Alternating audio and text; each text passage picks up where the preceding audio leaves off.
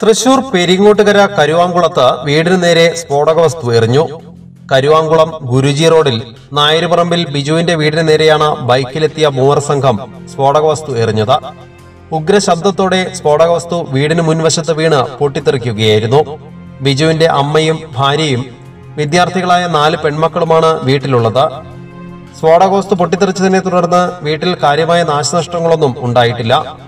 സംഭവം അറിഞ്ഞ് അന്തിക്കാട് പോലീസ് സ്ഥലത്തെത്തി അന്വേഷണം ആരംഭിച്ചു.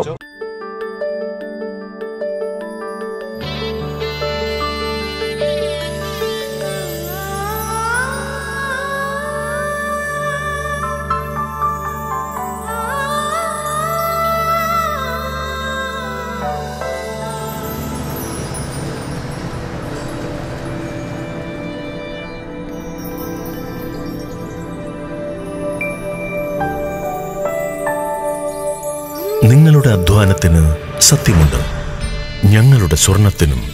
Ishara golden diamonds, Kodungallur road, Thriprayar. സ്വർണത്തിന്റെ സത്യം. സുവർണ സ്വപ്നങ്ങൾക്ക് പൊന്നിൻ സാക്ഷാത്കാരമേകിയ മുഗൾ ജ്വല്ലറി ഇപ്പോൾ നമ്മുടെ 3 പീടികയിൽ. മുഗൾ ജ്വല്ലറി, 3 പീടിക ആൻഡ് തൃപ്രയാർ.